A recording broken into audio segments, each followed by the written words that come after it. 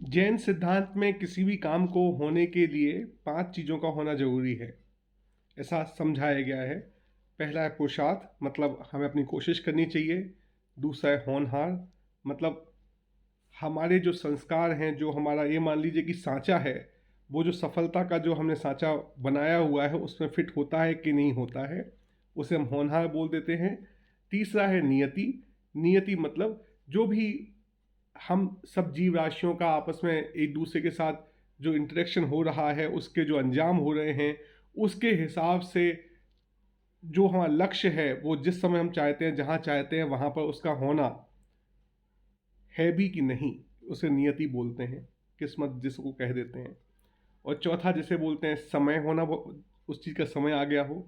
और पांचवा बोलते हैं कि निमित्त, मतलब उस चीज़ के होने के लिए जो संसाधन, व्यक्ति, व्यवस्था वो चाहिए, वो सब है कि नहीं। इसको समझने का एक तरीका है कि एक ताला है जिसको 5 चाबियों से ही खुलता है।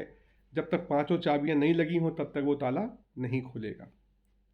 इसको समझने का एक दूसरा तरीका भी है जिसको मैं आज आपके साथ साझा करना चाहता हूँ।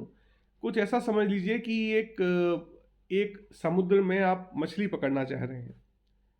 मछली जो आप पकड़ना चाह रहे हैं वो 2 फीट की है, लेकिन आपके पास जो जाल है वो 1 फीट का ही है। आपने जाल फेंका 1 फीट का, मछली उसमें फंसेगी नहीं। तो अपने लक्ष्य रूपी मछली को इस सतत परिवर्तनशील अनिश्चित संसार में कैसे पकड़ें, उसके लिए क्या सोच बनानी चाहिए, वो अपना जो तरीका है मैं आपके साथ साझा करना चाह रहा था। तो पुरुषार्थ बहुत ज़रूरी है। पुरुषार्थ का मतलब ये कि हम अपने जाल का साइज बढ़ाएं। जाल का साइज बढ़ाने से मेरा मतलब है कि अवेयरनेस बढ़ाएं। अवेयरनेस मतलब देखने जानने की शक्ति बढ़ाएं। वही सच्चा पुरुषार्थ है। जो हम पुरुषार्थ बोलते हैं कि पैसा लगा दिया, समय लगा दिया, जोड़ तोड़ कर रहे हैं लोगों के साथ मिलके, वो सांसारिक पुरुषार्थ है। लेकिन जो गहराई में जाल को बड़ा करने का जो पुरुषार्थ है, अवेयरनेस को, चेतना को फैलाने का जो पुरुषार्थ है, वो चिंतन से ही होता है। और चिंतन का जो विषय होना चाहिए वो यह होना चाहिए कि हम संसार में आए क्यों हैं, हमारा क्या लक्ष्य है। जब हम इस तरीके का चिंतन करते हैं तो हमारा जाल का साइज बढ़ता है। तो बड़े साइज की मछली को, या जो मछली तेज गति से भाग जाती है लक्ष्य की मछली को, वो हमारे जाल की परिधि में आ जाए इसके पहले कि वो भाग जाए, पुरुषार्थ करना बहुत ज़रूरी है। दूसरा है होनहार। होनहार हमारे जो संस्कार हैं उसको लेके हमारे क्या सांचा बनाया हुआ है हमने अपने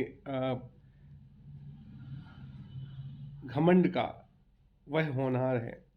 तो कई बार क्या होता है कि मछली है पूरब दिशा में और हम पश्चिम दिशा में बैठे हुए हैं, और जिद यही है कि मछली पश्चिम दिशा में, दक्षिण दिशा में या पश्चिम दिशा में आ जाए। देखिए, अगर मछली पूर्व दिशा में पाई जाती है तो हमें अपना अहंकार छोड़ के, अपना पॉइंट ऑफ व्यू बदल के पूर्व दिशा में जाना पड़ेगा। कितनी छोटी सी बात है, कॉमन सेंस है। तीसरा है नियति। नियति मतलब व्यवस्था में वो चीज़ होना, उस समय जिस समय काल क्षेत्र में हम चाह रहे हैं वो चीज़ होना, लिखा है कि नहीं लिखा है। तो नियति का तो क्या है कि बदल जाती है, बशर्ते जो भी हम लक्ष्य बनाएं वो चेतना के विस्तार के लिए हितकारी हो। मतलब हमारा जो लक्ष्य है वो सामूहिक चेतना, जो जीव राशि की चेतना है, संसार की चेतना है, उसको यदि बढ़ाने में हितकारी है तो नियति भी बदल सकती है। आपको पता नहीं चलेगा, हमें पता नहीं चलेगा, लेकिन कुछ ना कुछ ऐसा हो जाएगा कि नियति भी हमारे फेवर में काम करने लगती है। बस लक्ष्य हितकारी होना चाहिए, तभी यह काम हो पाता है। अगर लक्ष्य हितकारी नहीं है तो दिक्कत है। समय, समय की यह है कि समय एक, जैसे आपने पुरुषार्थ किया, होना अभी पुरुषार्थ में जाल बड़ा कर लिया, लेकिन जिस जगह पे मछली है वहां तक जाने में 2 घंटे लगते हैं। नियति भी हमने हितकारी मान के बनवा ली। समय कैसे कम करें? समय कम करने का तरीका है तीव्रता। और तीव्रता तभी आती है जब हमारे मन जो है वो एकदम घर्षण रहित हो और गोलाकार हो। गोलाकार मतलब सभी जो कोने हैं वो सम हो। देखो कोने होंगे तो गति नहीं आएगी। आप स्क्वायर को उतनी गति से नहीं हिला सकते जितनी गति से आप गोल पहिए को हिला सकते हो। तो अपने दिमाग को, अपने मन को उतना उतना गतिशील और उतना सम आकार बना लें तो टाइम भी कम हो जाएगा। और उसको बनाने के लिए लोगों से बात करनी पड़ेगी, अलग अलग मतों को समझना पड़ेगा। जो हमारे दिमाग के कोने हैं, जो संसार में सबको चुभते हैं, उन कोनों की घिसाई करके उन्हें भी गोल बनाना पड़ेगा। तो ये सब होता है डायलॉग से। लास्ट है निमित्त। निमित्त तो मिलते ही हैं, मतलब नियम है कि यदि आपके होनहार, पुरुषार्थ, नियति, समय हो गया है तो निमित्त तो आना ही आना है। गलती क्या हो जाती है कि हमने निमित्त का एक दिमाग में इमेज बना ली कि निमित्त ऐसे होंगे, भगवान ऐसे होंगे, गुरु ऐसे होंगे, नेता ऐसे होंगे, अभिनेता ऐसे होंगे, दोस्त ऐसे होंगे, पत्नी ऐसी होगी, कर्मचारी ऐसे होंगे। तो जब हम अपनी किसी भी निमित्त की भूमिका, उसकी इमेज अपने मन में बना लेते हैं, तो जब निमित्त किसी दूसरे भेष में आता है, क्योंकि निमित्त का जो आकार दिया है वो हमने अपनी लिमिटेड संकुचित सोच के आकार पर दिया ना, तो जब असली का निमित्त आता है तो हम उसको नकार देते हैं। तो यदि हम में ये संस्कार आ जाए, ये आदत पड़ जाए कि हम हर चीज़ का अवलोकन ठीक से करें, समय देके करें, हर सामने वाले व्यक्ति को भगवान का दूत माने या कह दूं तो भगवान ही माने, तो निमित्त भी बहुत जल्दी चारों तरफ हैं। बस हम उनका यूज़ करना सीख जाते हैं, उनके साथ काम करना सीख जाते हैं। तो ये 5 समवाय की समझ और इन 5 समवाय के साथ कैसे अपने आप को सामंजस्य बिठाना है, यदि हमें सीख गए तो हर काम को करने में दिक्कत नहीं होगी। सोच की बात है कि हम कितना सोचते हैं। एक बार 2 लोग सड़क पर चल रहे थे, सामने एक गार्डन था आम का। तो एक दूसरे दोस्त से बोलता है, अरे यार कितना अच्छा होता कि ये आम का बाग मेरा होता। तो दूसरा दोस्त बोल रहा है, अरे आम का बाग तुम्हारा होता, इससे अच्छा तो तुम ये सोच लेते कि आम वो तुम्हारे घर में दे जाता। तो तीसरा बोलता, अरे तुमने क्या सोचा, तुम्हारी सोच भी छोटी है, इससे अच्छा तो ये होता कि वो आम काट के मुंह में खिला भी देता।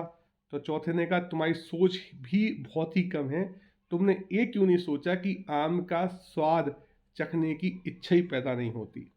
तो सोच देखिए आप, मतलब कभी कभी हम दूसरी प्रॉपर्टी देख के सोचते ही काश ये प्रॉपर्टी मेरी हो जाए। दूसरा बोलता है, काश मुझे इस होटल में रहने की 2-3 दिन रहने का मौका मिल जाए। कोई बोलता है, काश इसके घर में बच्चे की शादी हो जाए तो आनंद लगा रहे। और चौथा जो एक महान आदमी है वो ये बोल रहा है कि मेरे मन में इस प्रॉपर्टी, इसका भाव ही ना आए, इससे अच्छा क्या हो सकता है। मतलब ये क्या है कि मानव ज्ञान शंकाओं को पैदा करता है। तो ऐसा भाव ही ना आए कि हम बेचैन हो, हम लक्ष्य बनाएं, हमें संकल्प करने की ज़रूरत ही महसूस ना हो, लक्ष्य बनाने की ज़रूरत ही महसूस ना हो, इससे अच्छा और 5 समवाय के बारे में सोचने की ज़रूरत ही महसूस ना हो।